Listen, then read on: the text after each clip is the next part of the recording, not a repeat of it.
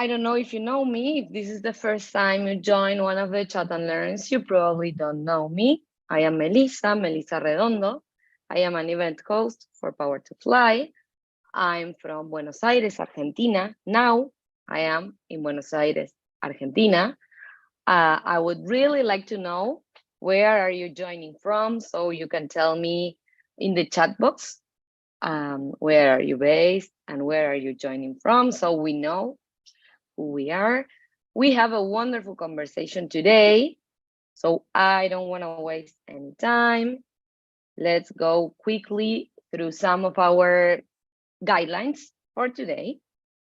If you've joined one of these chats before, you probably know that this is supposed to be a conversation. What this means is that we really want you to participate. You can add your comments, your questions to the chat box, so our speaker today can answer to those. So please feel free to do so. We would also love you to turn your camera on so we get to see your faces. It doesn't need to be Instagram perfect. Your hair can be a mess like mine today. You don't need to be wearing makeup. It's okay. It's just so we can see our faces and make this feel like a conversation. This conversation is being recorded. What this means is that you do not need to be taking down notes. You can relax, you can enjoy, and a few days from today, 2 or 3 days from today, you will receive a follow-up email where you'll have a link for you to rewatch this entire conversation. So just relax, participate, and enjoy. If you would like to remain anonymous, please remember that you can send your questions or comments or appreciations anonymously. For that, what you need to do is choose my name from the drop-down list on the chat box and send your comment or question to me, and I will ask it. And there's no need to tell your name or things like that. Last but not least, please don't forget to follow Power to Fly on social media. You can find them as @Power2Fly. And in case you upload anything related to this or other events, please use the hashtag Power2Fly and tag Power2Fly. Okay, that being said, we're gonna enter the most interesting part of our event, which is presenting the speaker that will lead us today in our conversation. Neoshi Chhadva works at Airbnb with over 12 years of global experience. Prior, she served various industries: investment, banking, consulting, and luxury retail operations. Her specialty is driving business growth, building teams, and scaling complex operations. Neoshi believes in the impact of mentorship. She hopes to inspire you to take risks that better align your passions with your career. Currently, she resides in San Francisco. Neoshi's passions include travel, adventurous dining experiences, and tennis. So, Neoshi, would you like to tell us shortly why are you here with us and what are you going to share with us today? Yes, thanks so much, Melissa, for that introduction. I'm really excited to be here, and I feel honored that so many people are tuning in to learn more about my professional journey. I think one of the unique things about my background is the number of pivots I've made between different industries and different roles. And I'm hoping to be able to provide everyone with some constructive insights and guidance, and hope that people can walk away from this conversation with some useful learnings as they approach their career trajectories. Wonderful. So I don't want to waste any time. We will go over some main takeaways for today's conversation. We're going to go through all of these topics: leverage your passion and inspire career change, market your various past experiences, and identify actions you can take for a successful career pivot. So that being said, I think we are ready to begin. And We have all the questions you sent before this event. We've organized them in what we feel is a nice flow to keep things conversational, but please, let me tell you again, feel free to include all your questions and comments in the chat box. So our icebreaker question is, can you please walk us through your professional career and how you decided to execute your career pivots? Sure. So I'll warn you that this is somewhat of a long story, just given the number of pivots I've made, but I promise it'll be interesting and full of valuable insights. So when I go back to undergrad, I studied business management and I concentrated in finance. These academic focuses are what led me to landing my first job on Wall Street as an investment banking analyst. And within a year, I realized that this role just was not for me.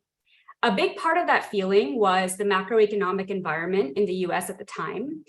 Given the financial recession, there was just very limited deal activity. And so what I found was I was working on proposals to no end, also having very late nights, and generally just realizing this wasn't a fit for me. It really wasn't what I expected to be in.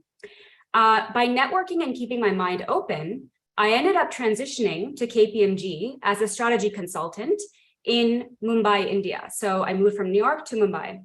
And I quickly discovered that I enjoyed this line of work. India's economy was growing. I got exposure to a wide range of deals in different industries, everything from gaming to agriculture. And I found that there was a lot to learn. And what I also saw was the transition from banking was pretty parallel in terms of skill sets and nature of work. So I was able to kind of hit the ground running and make an impact. Upon entering this role at KPMG, I did have sort of a future plan mapped out, which was I wanted to pursue a master's degree.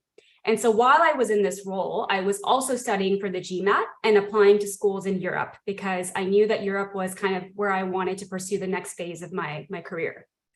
I ended up enrolling in a master's program between Paris and London, HEC Paris in France, and the London School of Economics in London. And when I started at HEC, I took a course called the Luxury Strategy. I was very fortunate because this course was taught by the former CEO of Louis Vuitton. So kind of like a once in a lifetime experience to learn from someone with that background. And this course really opened my eyes to the world of luxury. And I always say it wasn't the glamour of this industry that just attracted me. It was really the business model and the focus on the consumer. The idea that you're selling history, heritage, craftsmanship, and a dream versus a simple commodity that meets a basic need was what really inspired me. And I realized I'm very drawn to the consumer. It became clear that my passions and interests lied in the realm of luxury, and it was where I wanted to be after graduation. However, let me tell you, getting to luxury for me was not an easy, straightforward path. My background and profile were far more marketable to financial services companies. And so I ended up having to do a summer internship at JP Morgan back in London, because frankly, it was the only internship I could find. And I was so frustrated, like, how did I end up back where I started? But I didn't let that setback define me. I stayed persistent, and I eventually applied for another internship role back in Paris with a luxury firm. So I turned down a full-time position with JP Morgan to go back to Paris and work for 6 months as an intern, making very little money, but getting the opportunity to break into the industry that I so wanted to be a part of. The internship finally gave me some experience in luxury, and it helped me to then land a full-time role with Tiffany & Company in New York. And in that role, I managed the bridal category for the Americas region. So very much, bread and butter for that company. While it was interesting and I learned a ton, after 2 years, I accepted the reality that I just wasn't growing or learning at the pace or in a culture environment that was doing justice to my values. Luxury, I found, was very slow moving and often very slow to innovate. And being young in my career, I wanted something in a little bit of a hyper growth mode. I received some very helpful guidance from a mentor to try something a little bit more fast moving in the retail space. So I'm still getting to lean on my passion and interest for the consumer. And that's what then led me to Sephora. And with the job at Sephora, I also came to San Francisco, where I currently live. Working at Sephora was a great experience. I was there when the company was very much in hypergrowth mode and approaching its peak. But being in San Francisco, I was now surrounded by friends working in tech. And what I saw was they have tons of responsibility. They're constantly getting more to do. They're building teams. They're traveling the world. And I realized that I kind of crave that environment as well, where I'm getting challenged at that level. And by talking and learning from my peers, I eventually came to the decision after 4.5 years in luxury that I wanted to make the pivot to tech. And I wanted to stay true to my passion for the consumer. And let me tell you, once again, it was not an easy transition. I faced a series of rejections. I'd often get to the final round of an interview process only to get turned down because I didn't have prior tech experience. And so I'm like, well, where do I start? But then one day I met my future manager at an alumni happy hour. And it wasn't a straightforward process. It took persistence and following up and staying connected. But I eventually landed a role on her team at Airbnb. And I'm still with the company. I'm approaching 5 years in the tech space. And I'll say it's been a very rewarding journey thus far. Wow, that was a great story. I mean, wow, so many pivots. We have people from many places. We have people from California, from Canada, Houston, Texas, Chicago, Los Angeles, Atlanta, Long Beach, Ithaca, New York, Bay Area, in California, many people, Berlin, South Florida. Thank you all for joining us. Colombia also, we have people from everywhere. So remember that this is a conversation. So please feel free to include all your comments, everything you wanna tell to Neoshi.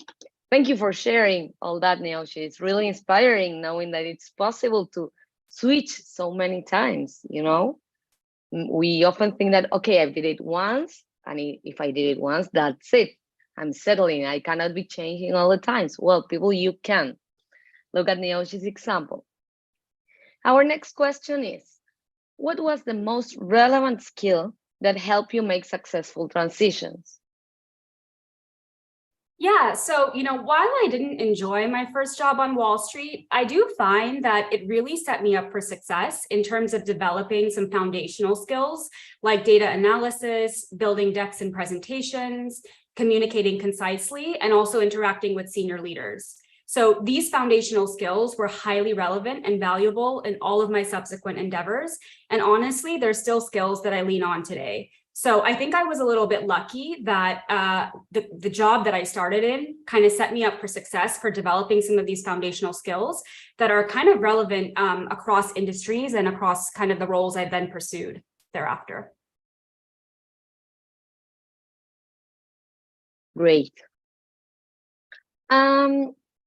Someone asked, what is your playbook for making a career change? Yeah, so I've created a 5-step process that I recommend following to successfully position yourself for a career change or for simply finding a new job. So you can find that these steps are relevant whether you're looking to transition industries or you're just looking to find your next role.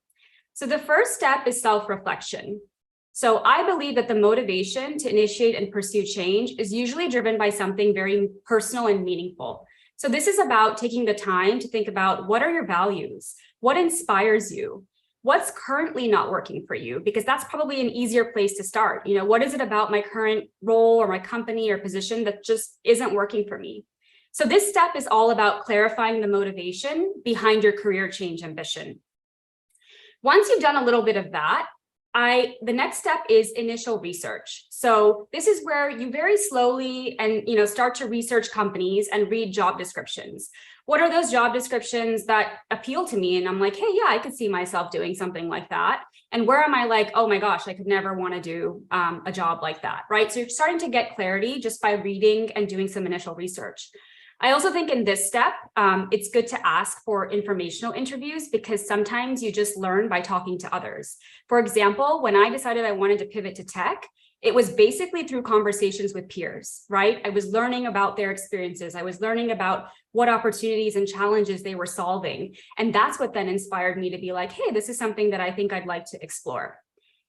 Once you've done self-reflection and research, the third step is where you start to narrow in on a focus.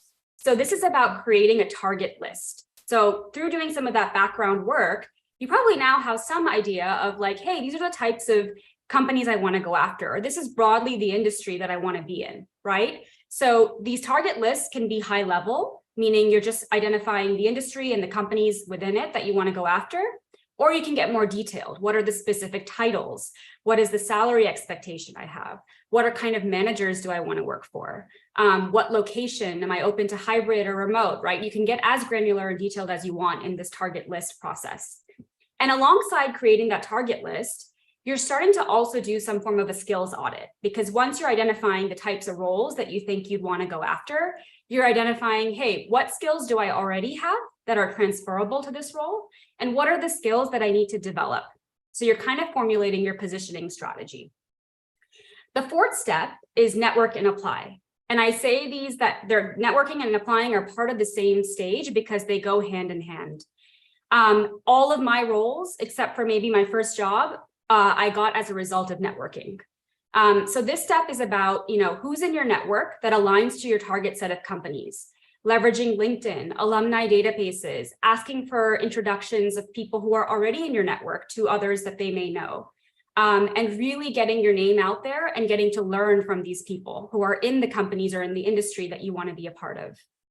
And you can also network with recruiters, right? So recruiters are often very open to having informational conversations. They can give you some insider tips, and that helps land you kind of front and center for the hiring team. Through networking, you're also getting a chance to get referrals, right? So you very much are coinciding with the application stage through your networking efforts. And my final step, which I'm sure you heard in my story, is persistence. So there are going to be setbacks. There's going to be rejections. It's inevitable, right? And it's very important to not let that define you. So I think it's important to stay persistent and resilient, and also be a little bit open to revisiting and shifting your focus and targets based on what you learn. So you might find that when you hit the networking and application stage, you're picking up pieces of information that you can funnel back into steps 1, 2, and 3, right? And hey, maybe I need to be more open-minded and not be as precise and prescriptive for what I'm going after. Or maybe I need to get more narrow and need to be more targeted in terms of what I'm looking for. So being open to revisiting and modifying what your initial focus and targets are is also a very important part of the persistence process. Okay, so we are receiving some questions now. One of them is, do you feel that if you did not have some of the names you had on your resume and a well-known MBA, you'd be able to have the same opportunities? Or do you think there's a key there? Yeah, that's an interesting question. I mean, I do think that social proof. So social proof is kind of like why brand names on a resume, like top companies, top schools, are so attractive to employers because they act as a filter, right? And so hiring teams think, okay, well, if you're good enough for that sought after place, then you must be good as a candidate overall. And so I think they help. And so to the extent that you have forms of social proof on your resume, it's really important to highlight those and bring those front and center. And just because you don't have something today doesn't mean that you can't land into a job or a school that gives you that social proof. I do think, yes, that honestly, it is something that helped me to probably be more credible to hiring teams, but it's not the only thing, right? So a lot of like I said, the networking, the persistence is a lot of what helped me to get front and center and to land some of these roles. I'd also say, like, apart from social proof, personal recommendations hold a lot of weight, right? So are you asking for LinkedIn recommendations from people you've worked with who are maybe tenured and experienced and whose word holds a lot of weight? Because I know as a hiring manager, that is something that I refer to and sort of value. And that's another way of kind of getting some form of some proof or social proof that, you are a valuable candidate. So I would say, generally, yes, going to certain schools and working for certain companies helps, but you always need to start somewhere. And I wouldn't get discouraged if you don't have that today. It's always something you can build and add to your resume. Great. So Lisa also sent a question, which is related to some of the questions we received before. What are your tips for making a career change late in your career when you don't really have time to take steps backward? Yeah, I mean, I think this is where you kind of have to go back to when I described those initial steps of my 5-step method, the self-reflection stage, right? So what's your motivating factor? Why are you wanting to make this change? Because ideally, if it's really intrinsically driven, I think that there has to be some form of flexibility of, hey, I've got to take some steps back to really land this next thing that I want to do, right? Careers aren't linear. And I think we have to often remind ourselves that it's okay to take a step back, because by taking that step back, you're setting yourself up for a better and brighter future. So I think, my advice there would be to really lean into that self-reflection step and really understand, like, what is holding you back from wanting to take that step backward? Are there ways to circumvent that? Are there things you can do to kind of shift your mindset around really moving backwards? Perfect. And relating to make what might feel like late career changes, when do you think that it is too late to make a career move? Yeah, I mean, honestly, I don't know if it's ever too late to make a move, provided you're being objective about what you're going after, right? And you're really following the steps in the method that I laid out. I think that there's always going to be trial and error, and that you may have to revert back to what you're targeting if you aren't finding traction. It's very hard to make a general statement on timing. I think it's, very much depends on the industry you're going after, the types of roles. But I've seen senior executives very much switch from, a very different industry into tech, for example. So it's all about your positioning strategy, making sure you're focused and targeted, and that you're well aware of what you bring to the table, and that you're personalizing your positioning to the companies that you're going after. Wonderful. Thank you all for sending your question. Catherine has one for us. That is, what are some alternatives to an internship you might suggest if you're no longer eligible for those kinds of opportunities, to gain experience? Most internship postings I've seen require you to be enrolled in school or have graduated very recently. Thank you, Catherine. Yeah, that's a great question, Catherine. So there's a few things that you can do here. I think first, are there volunteer opportunities that align to the industry or the kind of work that you want to do, that you can start immersing yourself in to build some of the skills and build some of the credibility of, like, hey, this person can do this sort of work, right? So, sort of looking at for volunteer opportunities. I think any sort of freelance or contract work where someone's willing to take a bet on you and you can kind of add that to your portfolio or your resume is another sort of avenue to explore.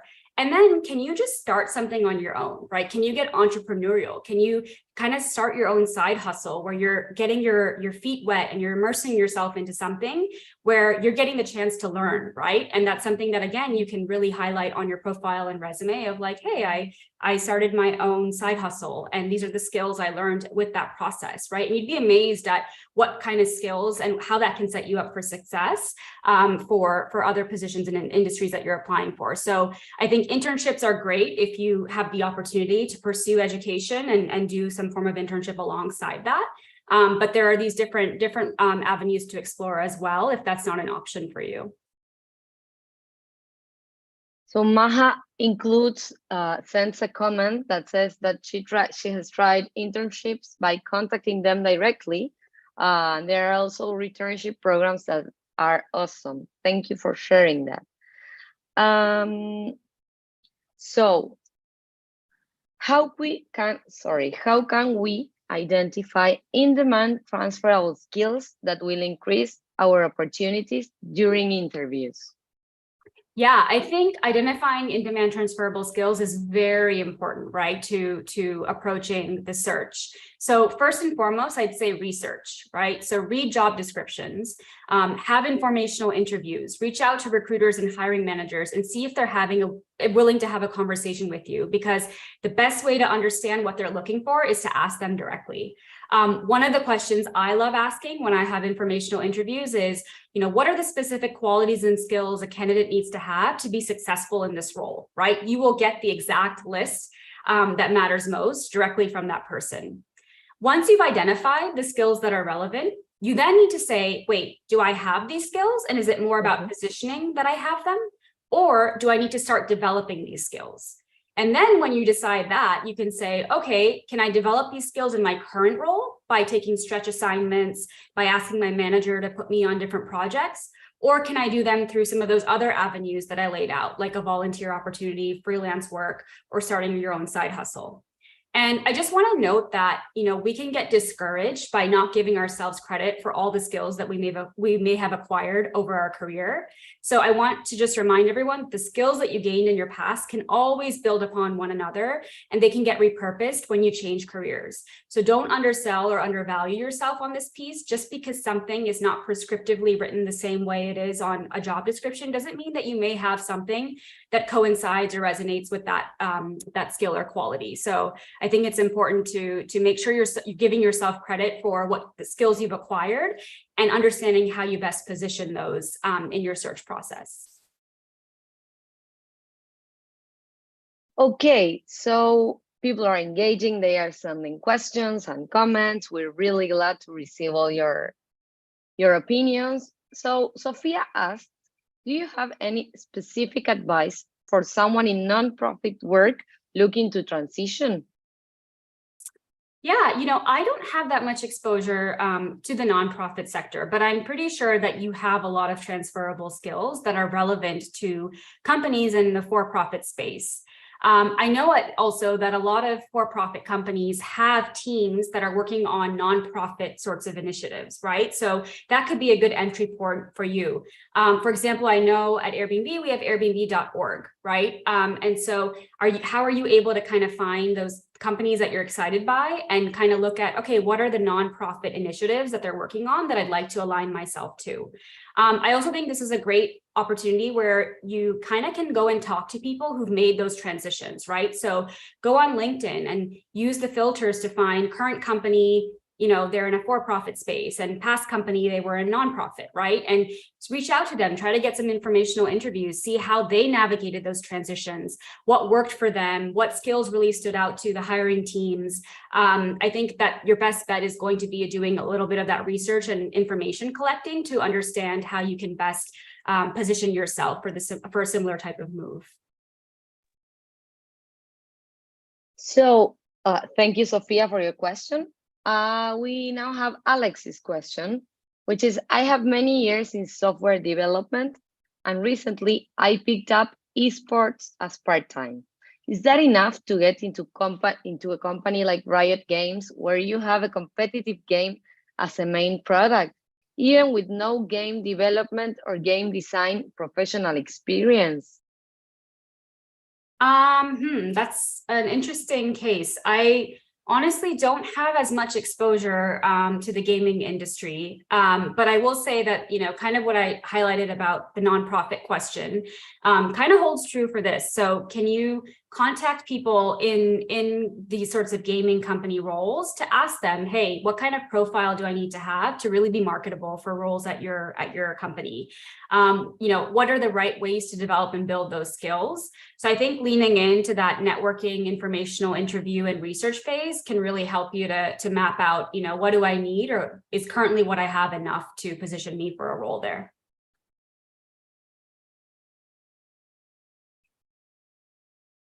Great. We have another personal experience. I am a sales professional with 8 years of background. I started selling to HR and decided to be on the other side. At the moment, I am doing my master's in HR. I want to have some experience, but they find me overqualified for internship or working student positions. For a higher level role, I don't have HR experience. So do you have any comments or suggestions on this dead end? Yeah, so just to understand correctly, you're not able to get internships within the HR space. Okay, interesting. Yeah, exactly. Yeah, I mean, I think this is where looking at those other avenues can be important. I mean, I would say maybe even first, making sure you're collecting feedback on why is it that you feel like it's a dead end, and what feedback are you getting in your search efforts, right? And is there some additional work you can do there to refine and course correct? And I think, again, this is where really trying to keep in touch with hiring managers can also help, because just because something isn't happening today doesn't mean it can't happen 3 to 6 months from now. When I had, before I'd gotten my role at Sephora, the role I had initially applied for was on a different team, and the hiring manager was looking for someone who had expertise and proficiency in SQL. And at the time, I didn't know how to use SQL. And so I kept in touch. I kept being like, let me know when you have another role on your team. Let me know if you see something. And then one day he emailed me saying, hey, this other team's hiring, and I think you could be a great fit for that role. And he essentially helped me get in front of the hiring team for that next role, which then got me to the interview stage and got me, an offer. So I would say making sure you're collecting that feedback and truly understanding what is stopping you, and seeing, is there some course correction that I can do there myself? And how can I lean on people I've interviewed with to try and help me, right? And so you're building that connection with them and that relationship with them so that they can give you that honest feedback and guidance on how to get over this obstacle. Okay, thank you all for participating. We are getting really interesting questions and comments. I have Talia's question. If you have a 3 or 4 year gap in your resume due to factors like caregiving, etc., how do you successfully navigate through that when pursuing a career transition? Yeah, I think it's very acceptable in this day and age to have gaps. I think it's more about how are you making sure that when you're asked, you have that story spelled out, right? And that's where leaning on that in-person communication becomes very important, so that you can have the control of how you're narrating your story and your professional experience. And again, this is where networking really plays a factor, right? Because if you're networking and someone is bought into your profile and they're sold by your capabilities and your experience, those gaps don't become relevant anymore, right? So I would say, again, like, don't undersell yourself. I think it's very normal in this day and age. It's just making sure that you know your story, your narrative, what you bring to the table, and you're putting that more front and center. Great. So someone is curious and wants to know, at your first tech role, what percentage of upskilling on the job that was required? And if Airbnb was flexible in allowing for that learning curve to happen while on the job? This person's background is in operations and business development, and some roles are asking for use of Salesforce, for instance. I'm taking some elementary courses while still applying to roles that require this skill. Just wondering how open hiring managers are to those pivoting. Yeah, I love this question because I'll be honest with you, I did not know SQL before I started at Airbnb. I did not know how to use Salesforce. I didn't know kind of the whole suite of these tech tools. I think even using, Gmail as my primary email source was new to me. So this is where I would say networking is so important, because you want the hiring manager to be sold by you, right? More than do they check all of these little boxes. My first role at Airbnb was on the risk side of the business, right? So I was working on kind of risk operations. How do we kind of launch our experiences business in new markets? What are the legal implications and considerations we need to make? And I had no background in that space. And I remember the hiring manager and the manager I worked with telling me, I actually want someone with a fresh perspective, because the way it's working today is not how we want it to continue operating, right? We need to bring in some fresh blood and revisit this process. And it was kind of my prior experience and all the things that I had kind of showcased that I had done in my prior roles, which made her think like, okay, this person has grit. They want to get their hands dirty. They want to roll up their sleeves. I think they're going to be able to figure it out. Right. And so that's what I would say is, like, when you're building those personal connections and you're really selling yourself to that person and getting them to believe in you, they are more likely and willing to take the bet on you. But if you're kind of just submitting applications online and just, kind of positioning yourself as a needle in a haystack, it's just going to be harder, right? And so that's where I would say it's going to take work and effort and time. And remember, not everyone's going to respond to you. So out of 100 networking outreach requests that you send, I always say 5 to 10% may respond, right? And even when they respond, it may slip off their mind, they may forget. And so that following up, that persistence and staying in touch is going to be on you. So it's really about, are you willing to do the work? Are you willing to stay resilient and persistent through the process? And are you willing to be respectable about building that relationship with someone so that they are willing to go to bat for you?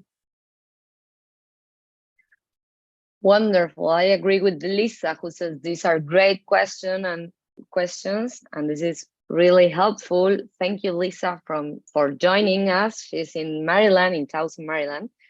So, then we have a question. Well, can you suggest, people ask for tools, can you suggest some platforms for review of resume, cover letter, and interview practice?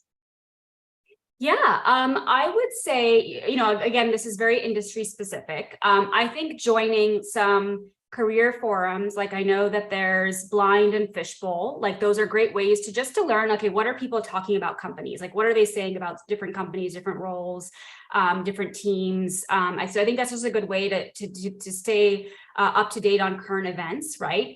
Depending on the industry you're going after. And then LinkedIn is a great resource. So I haven't personally used, a professional resume writer, but I think that they can be very helpful because they know how to help you map your current experience and translate it to sort of your target list of roles that you're going after. So I don't know, I'm sure if you go on LinkedIn and search for resume writer or career coach or these sorts of things, you will find some good people. And I would say, have informationals. You don't have to commit to anyone. You can ask for a quick call, see how you vibe with them, ask for references, referrals, look at their work and their recommendations, and make sure you're kind of sold by what you're getting into before you jump the gun, because I know it can be a hefty investment. So yeah, I think like that would be my initial recommendation that I can think of right now. Great. Oh, I love this question because I think we can all learn from mistakes. What are common mistakes that someone makes while networking that we should avoid? Yeah, I'm really glad someone asked this question. In the current environment, I'm getting a significant amount of outreach on LinkedIn as well as emails.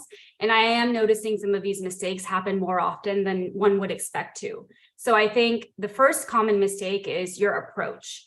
So are you approaching someone with curiosity to learn more about their experience, their background, the company they work for, versus asking them to do you a favor, right? So I think it's very important to approach the outreach with curiosity of like, hey, I saw you work at so-and-so company. I'm really passionate about XYZ thing about that company. And I was wondering if you'd be able to just chat with me for 15 minutes and share more about your experience, right? Versus, hi, I'm interested in this company. Can you refer me for a role, right? I think that those different messaging can be met in different ways. And I think it's important to approach a networking outreach with that sort of curiosity and willingness to learn about the person, especially if you don't already know them. I think the second common mistake that I see is once you've landed a call, so let's say you've gotten to the stage where you set up a networking call with someone, making sure that you've done the research ahead of that touch point, right? So have you tried to read a little bit about the company? Have you Google searched the company's name in Google News to see, are there any major headlines that have come up about that corporation in the recent past? Have you kind of taken the time to really look at that person's LinkedIn profile and say, hey, these are the things I'm inspired by about what you've done, right? It's because those are all talking points. Those are all things that translate into questions when you're actually conversing with the person. So I think making sure you're doing the research ahead of that touch point. And then the third mistake is that what I said about getting discouraged, right? People are busy. You may send one email, someone's like, oh yeah, I'd love to talk to this person, but then they just forget because they've got a life and they've got their job to worry about and etc. So, being open to that follow-up, okay, I'm sending an email today. If I don't hear back in 2 weeks, I'm going to send another friendly nudge, and that's okay. I can't tell you how many people have written to me a second time and I was like, oh man, I just forgot to respond to you. Sure, I'm willing to have a conversation with you. And then once you've established that first touch point and that first conversation, it's about keeping in touch, right? So how do you keep the connection alive? How do you send them articles or things you think of based on your conversation to really make sure that they're part of your network, right? And it's not just a one and done conversation that doesn't actually result in them being a part of your network. Okay, so Lisa shares with all of us that many universities offer lifelong career services to alumni too. So to encourage folks to reach out to their alma maters. Thank That's you, actually, Lisa, for yeah, that. that's a great point, Lisa, because I just want to say, you know, I mentioned that I met my first manager at Airbnb through an alumni happy hour. And how I found out about that alumni happy hour was through the alumni director for our San Francisco office, right? And I had kind of told her, hey, I'm looking to move to tech. Do you know anyone in the space who'd be willing to talk to me? And she was like, yeah, you should come to this happy hour tonight. These certain people are going to be there. You should definitely talk to so-and-so. So I think it's a very great point that they offer lifelong career services, and they can be very helpful to getting you connected to people. Great. To know how your transferable skills can transition to a different career, do you know of any good career assessments or aptitude tests? Yeah, there's a few of these. I know that I took there's like a VIA assessment, VIA, which helps you to hone in on your strengths. So it's kind of like a strength finder. And I remember like seeing that a lot of those strengths are also my values. So I know that there's other tests that you can try to look for, like, you know, what are my values that translate to career interests? I also know a lot of companies use Myers-Briggs, right, as a way of understanding your personality type, what type of environments you thrive in.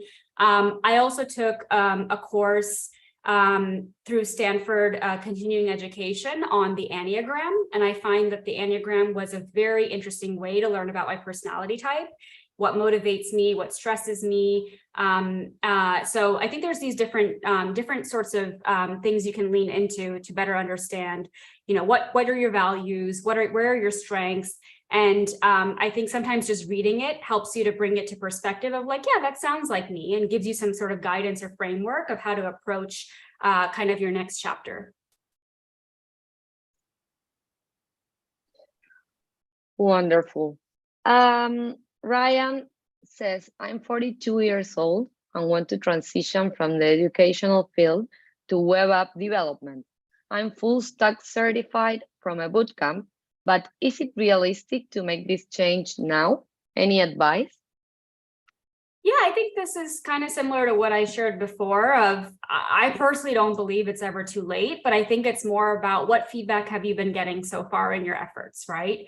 How are you leveraging that feedback and funneling that back into how you're approaching your search? And what are other people in kind of the field or the space that you want to get into?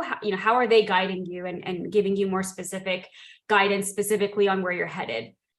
So I'm sorry, I don't know the specifics about, web app development, but I would say make sure you're funneling in feedback that you're getting and using that to kind of reinvent your strategy for finding what you're looking for. Okay, so people keep sharing their experiences, which is great. Thank you for opening that. I've worked, taught, coached, and still holding 2 jobs in the meantime, upskilled on my tech stack, and I'm up to date, but it has not been landing well, even though I was positioning myself. I got rejections, which made recruiters apologize. I got directors keeping in touch because they really love me, but no, I am exhausted. How do you manage rejection when everyone tells you you're great, but just not a fit for the role? Oh boy, I mean, this really hits home for me because I'm telling you that I was in the exact same place when I was trying to move into tech. So, I'd get to these final round stages. I'd put so much effort into the case studies and the interview prep and, sleepless nights and really trying to make sure I was putting my best foot forward. And the feedback I'd get is, you were great candidate. Everyone really liked you. The hiring team had all positive feedback. We just decided to go with someone who had a little bit more experience in marketing or a little bit more experience in tech or whatever, you can fill that blank with anything you want. It was said. And like I said, I know I've said this a million times in this conversation already, but it is the persistence, right? It's like, what is that one more step you can take? What is that one more thing you can do to keep yourself motivated and going? And sometimes taking a break is helpful. I know rejection is hard. And so, how are you letting yourself take a step back to get re-energized and replenished so that you can reapproach the job search with fresh energy? But I think my advice here would be stay persistent. It just takes one connection, one networking contact who believes in you and is willing to go to bat for you. And it's just about how do you continue to try and find those people who will really go and advocate for you. Okay, and people are sending good energy to the ones that are striving, that are going through this. So that's great. You will also leave this conversation with good energy, everything renewed. So someone asked before the event, any tips on how to make employers take notice of your past, of your past experience or skills instead of focusing on the specific industry you're changing from? Yeah, I think we touched on a little bit of this, but I'll reiterate again, like I think focusing on the in-person communication, right? So when you're chatting with someone in person, it allows you to demonstrate how you can apply your skills to that industry or the role, right? So you're controlling the narrative and you're really giving the examples of how, you're be able to bring your past experience and skills to that industry and not getting them to stereotype or bucket you as like, oh, they've only worked in that space. I also think to the extent where you have tangible proof, making sure that's layered into your LinkedIn profile and your resume, right? So have you worked on some special projects that have skills that are relevant to that new role? And are you making sure that you'll be able to highlight those and put them front and center? Is there a course you can take? I know some people in the chat were talking about different courses or things that they were doing. Like, are you making sure that that's front and center in your profile? So it's the first thing that a hiring manager notices because it's relevant to what you're applying for. And like I said a few times, like, is there volunteer or freelance work or something that you can do that provides that tangible proof, right? And then again, leaning on the social proof, right? So do you have brand names that you can continue to capitalize on your profile? Can you go and get personal recommendations that hold weight from where you currently are? So making sure that you're bolstering your efforts around the social proof aspect as well. Great. And related to this, something you've already introduced before, but maybe you want to give us certain tips. How do you recommend applicants to stand out in an online job market? Yeah, this is very critical, especially right now with the number of applicants in the job market looking for roles, right? So first and foremost, it's about your written materials. So your resume, your cover letter, and your LinkedIn profile, they need to be in great shape and they should provide a solid representation of you. So I know it's a lot of effort to personalize a resume and cover letter for every company and role, but honestly, in a competitive market like this, it's just something you're going to have to do to really stand out.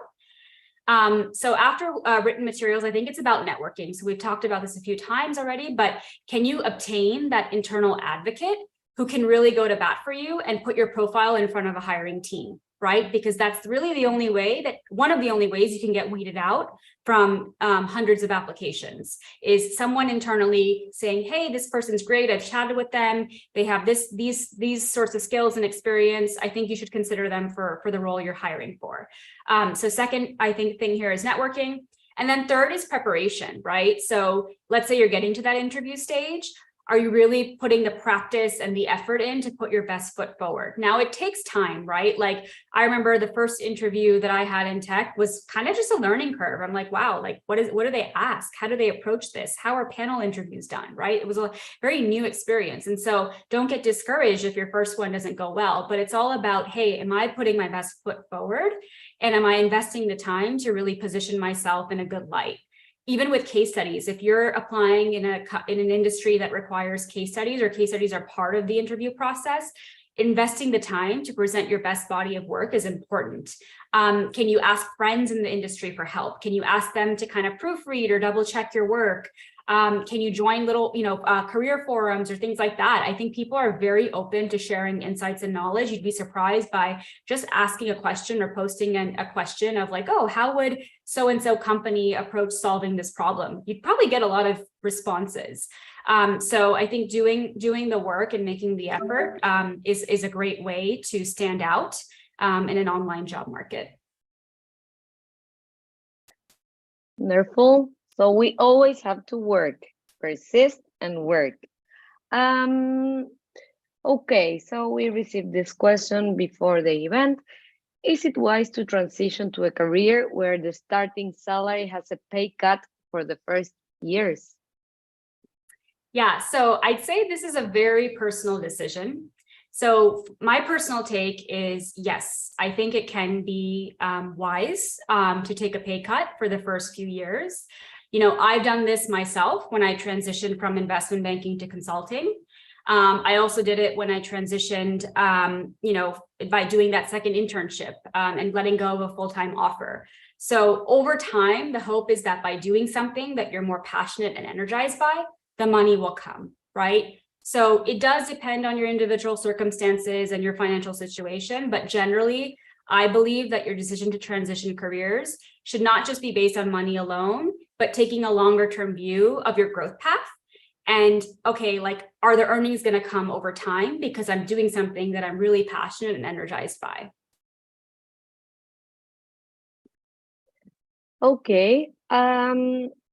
As someone with a sales background looking to pivot into marketing, how can I present my experience to make sure ATS systems won't discard my resume? Yeah, so I would say, you know, first, make sure you fully understand the requirements of the positions that you're targeting, right? And if you understand what are the requirements of the roles you're going after, you can then make sure that you have those skills and those keywords in your resume. So this, again, is going to require a lot of customization, and you're going to have to personalize your resume and cover letters for those roles. And you may not be able to have, like, you know, a one size fits all that you're able to use for every sort of application. So to give you an example, like if you're targeting an analyst role, you'd want to make sure you have keywords related to data, forecasting, trends, analysis, etc. If you're looking to break into digital marketing, you'd want to make sure that you have some forms of keywords, whether it's in your experience or courses you've taken on data analysis, content creation, SEO, SEM, and social media, right? Again, this is where I think working with the resume writer could be a great avenue, because they have the expertise in really helping you to map your current experience and the things you've done to the roles you're targeting. I know that this sometimes is controversial, but the objective section in the resume is another way that you can make sure that you have the keywords that are applicable for what you're going after. And you're making sure that you're listing out what's relevant, you know, to the keywords in that objective section. Those are great tips. So we're getting to the end. So please send your questions if you have any. The next one says, what advice would you give to young women moving up in their organization? Yeah, I think first and foremost, my advice would be to stay curious and adopt a learner's mindset. So I find that the younger talent that I work with, those who have that growth mindset, are coachable, they take feedback, they're constantly reinventing themselves, and they're just very enjoyable to work with. So the extent where you can have that growth mindset, I know there's a book called Mindset, which is a great read that can really help you get into that perspective, is the first thing I think I give in terms of advice. The second is find strong mentors. You know, people, I think we get intimidated when we look at people who are very successful and, you know, very established in their careers, but often they've gone through the same things we have, right? And so when you have those mentorship relationships, hopefully they are able to share vulnerably with you, hey, these are the setbacks I faced, or this is like even something I still struggle with today.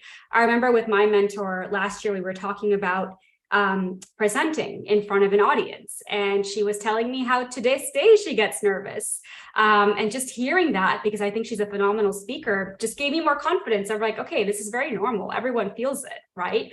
So finding those mentors that you can really learn from and who are willing to share vulnerably with you can really help you, right, to learn from their mistakes, from their challenges, and from their successes as well.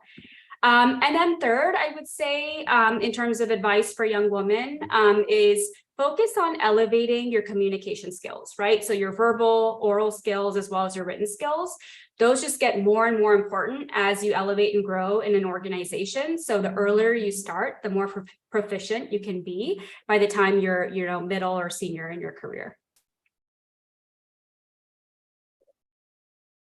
Okay, so Lisa asked, what are your thoughts on taking entry-level, temporary, seasonal, or part-time positions as a career pivot strategy when you've been in a particular field for a long time? Well, you've mentioned some of this before, but if you want to add something else.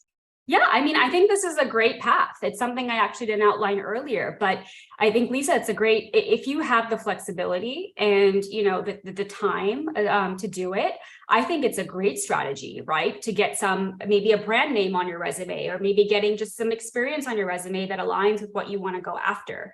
And as a way to just diversify, right? Kind of what you've been doing, because it sounds like you're saying that you've been doing something particular for a long time. So it adds diversification to your profile. So I think it's a great suggestion of another path you can explore. If internships are not an option, if volunteer events are not an option, right? I think, yes, part-time work, freelance work is a great avenue. Okay, so before we wrapped up, I really like to ask this question to everyone. Is there anything we didn't ask you, but you feel you would like to share with us? Any tip or advice or recommendation?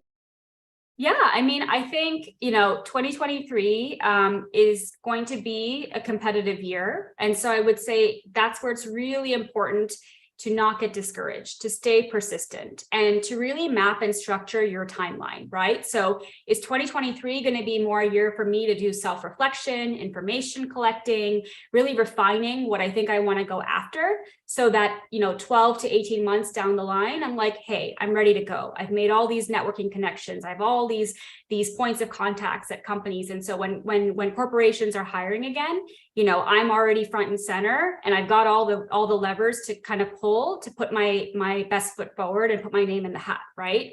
So I would say, you know, my biggest advice is, again, leaning into the resilience and the persistence, and being practical with yourself, and really making sure that you're not underselling or undervaluing where you are, because things aren't moving the way that you may have anticipated. Okay, so thank you very much, Neoshi, for sharing all this wonderful information and tips and advice. I hope everyone enjoyed it as much as I did. Thank you to all the people that joined via our Zoom meeting or via our YouTube. Remember that you will receive an email 2 to 3 days from today with a link to rewatch this entire conversation. People that join via YouTube, you will find this video uploaded on Power to Fly's channel. And I don't know if you want to add something else, Neoshi. No, thank you so much for tuning in and for being open to listen to my journey. And I wish you all the best of luck in your transitions or job search processes. Thank you, everyone. Hope you have a great day and a great week. Bye-bye. Bye.